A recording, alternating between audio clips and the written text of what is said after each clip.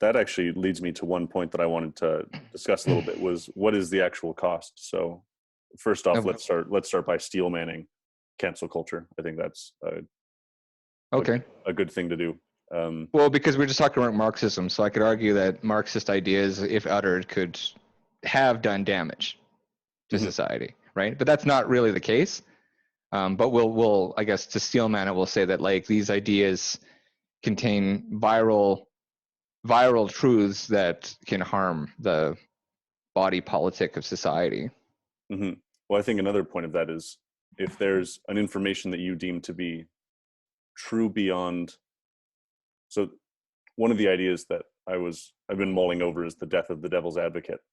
And when Tyler and I talked about it, I said that was to say that something doesn't need a devil's advocate could be the most arrogant statement in the world. In that if it's as if you're saying, I know that I'm right, and I'm so confident that I'm right that even you being able to interject your opinion is damaging to me and damaging to my idea. And if you try to argue against me or bring a different perspective into the framework, then you're actually the thing that I'm arguing against. And in that sense, you need to be silenced. Yeah. Okay, so the best way to argue that would be to say that you speaking is a waste of my time because I already know what arguments you're going to make. That's one way you can do it. You can say that's already been debunked, which is one way we see the sort of steel manning of this idea in our culture. It's like, oh, that's already been debunked. And there's no need for you to like, this is the Overton window, right? Where this is taboo to even talk about because, or no, sorry, the taboo is on the outside where you don't talk about it because it's scary. And then the inside, it's like the middle circle where things are accepted knowledge, like 2 + 2 is 4, is like, has expanded so much that the conversation's been really limited. So that's one really good way to limit, to steelman the argument of limiting conversation is like, that's the best argument is that you just go, well, we already know this. Yeah, that's a really good point. There are things that are inherent truths in the world, and a part of the potential of cancel culture would be to say you're essentially alienating people that disagree with the fabric of reality. So yeah, because they're not in the, it's like a religious, it's the worst kind of, it's the religion versus the spiritual, right? Where like the church doesn't always provide the best structure to find a relationship with God. Whereas like, I mean, inherently your relationship with God is probably part of your being. You could probably figure it out on your own. If you want a priest to help, he should just be helping, not telling you to give him money and read certain things and regurgitate certain ideas. We're supposed to be steel manning it. And honestly, I am, like, I'm kind of 2/3 libertarian, 1/3 fascist. So it comes up in my music a lot, actually, where like this romantic idea of like, there's certain things that we do want to have structure for, or like things that aren't debatable. Like, it's like, well, I don't know, if I come across a cannibal or something, I'm like, okay, well, this ain't gonna fly. I'm not gonna, you know what I mean? Like, rape and murder and all these things that most societies have written down. Like, only in science fiction would you get a society that like didn't have murder being illegal. They'd have it exalted, like the Klingon society or something, where you can like usurp somebody's power by fighting them. Trial by combat, but even then, always, yeah. Oh, and we've had that, but it's always been structured. We've always gone, okay, well, we want this, but we need to make sure that there's limits and that people that it doesn't happen to them without their consent, essentially. Well, that was I think that's one of the interesting counterpoints to defund the police is, and I'm still seeing lots of people advocate for this, in that people should be able to govern themselves, and the only time that a god of morality emerges is after a group reaches the pinnacle of group number, which is about 150. So after that, that's when morality gods emerge, because then you have to take into account your anonymity towards other people. Yeah, well, like identity, like you said, is often rooted in exclusivity. And so as you create a larger network of egos, you're going to need some sort of exclusive concept where this group is this and what it isn't is this, and what it isn't is much stronger than what it is. Yeah, and maybe you can get away without having laws that prohibit people from murdering each other if you have a group with 100 people in it, maybe less, because obviously the group is going to rebel against that, and more often than not it'll actually be the group that commits the murder on the individual because they're so far against the group, and not individuals committing murder against each other. But then once you get outside of that framework, I'm sure there are some evil people in the world that's just waiting for law and order to divulge to the point where you can just go and do anything.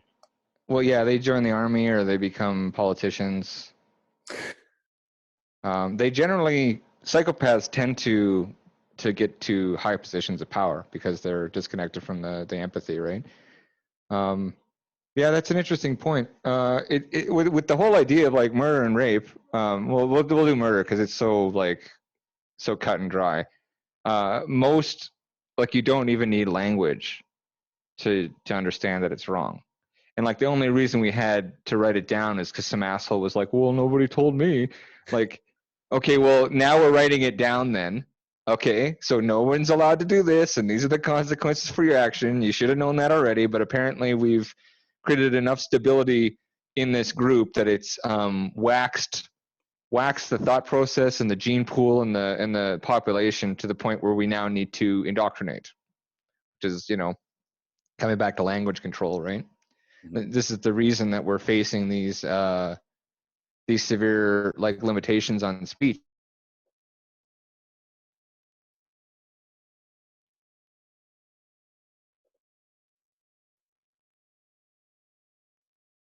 Explain the connection between moving something to the second page of a Google search and the long-term authoritarian outcome.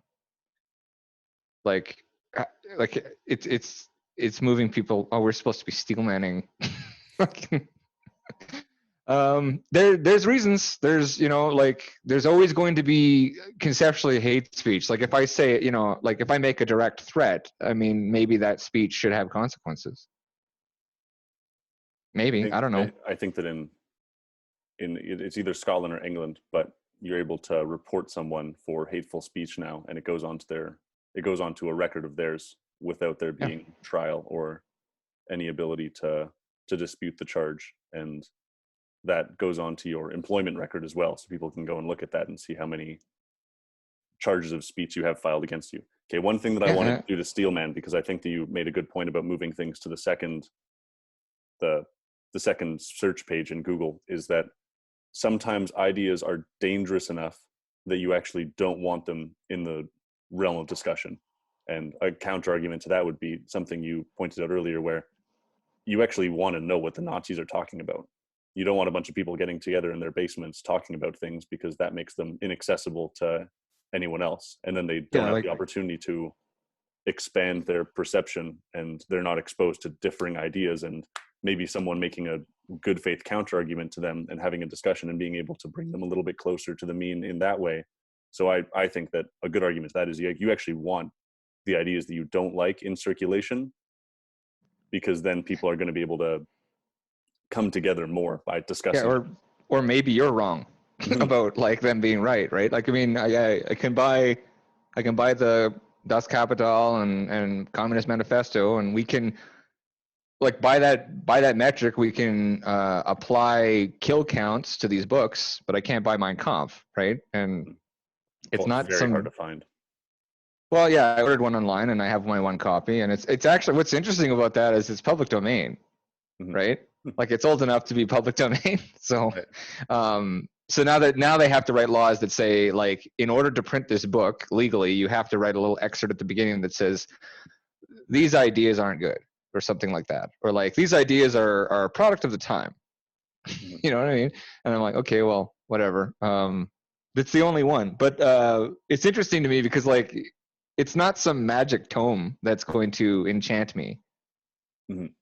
Like, if these ideas impact me in that way, then it's just going to amplify whatever path I happen to be on in the first place. I don't know if that makes sense. But like there's reading the Communist Manifesto, and there's considering the ideas, and then there's like violent revolution.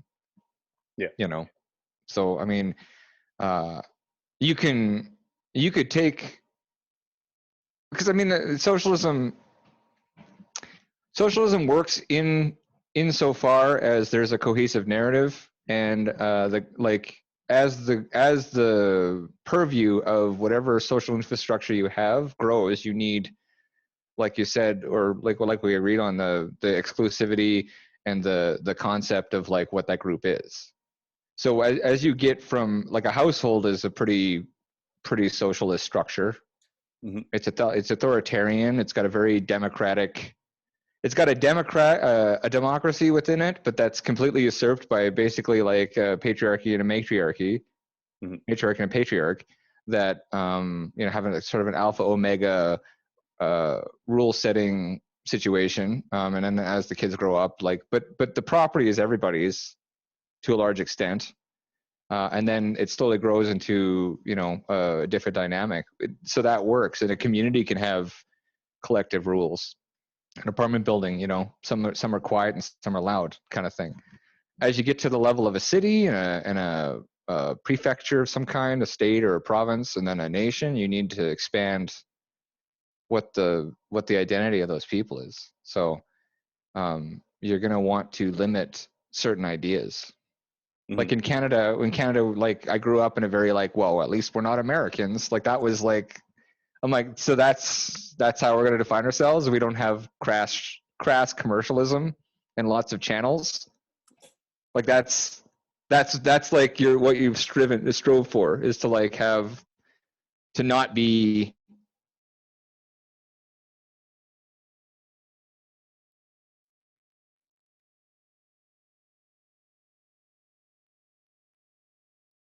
the Steelman is basically prohibiting, because it's about exclusivity, is group cohesion, right? Mm-hmm.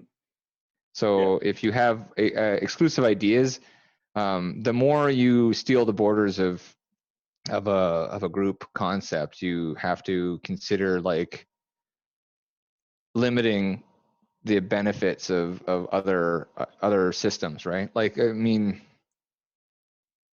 well, I think that's the conservative approach. I think that's the conservative approach to that idea, but then the liberal approach to that idea, because political ideology tends to skew on two temperaments, whether it be conscientiousness or openness to experience. So creativity is your desire to open borders, and that seems to be consistent with the democratic, or the politically democratic in the United States, and the two-party system is liberal.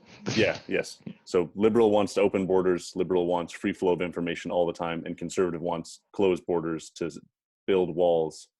And neither of those are right or wrong, as we talked about earlier, where there's a little bit more discussion that has to be had, but it depends on the time. It depends on the situation that you're in, which one of those is more beneficial at the time. Is a liberal society beneficial during a global pandemic? We've seen the outcome of that. That it definitely would have been better to have closed borders during that time. But at the same time, it depends from an evolutionary standpoint. No. Yeah, that's right. If our only connection to adaptation and evolution is viruses, because we've completely conquered every other aspect of nature, then the sooner we update our DNA, the better. From that sort of pro eugenics position, right? Right. Like, and I haven't heard a lot from the people that wanted the whole human race wiped out over the last couple of years. Mm-hmm. Everybody talking about, there's too many people and shit, right? I'm like, well, here's a perfectly good virus you guys are terrified of. Like, why are we not just contaminating everybody with it? Since you fucking hate humanity. Sorry. No, that's fine. Another. We don't hear that. Yeah. Okay, let's dive back into steel manning. Okay. So it's a good idea to limit some ideas because they can steal your children away, like the Pied Piper, basically. Yeah, it's good to limit ideas that are going to have net negative consequences for the society and all of the people involved, which seems like a reasonable proposition. Yeah, it seems reasonable on the surface. Yes. For sure.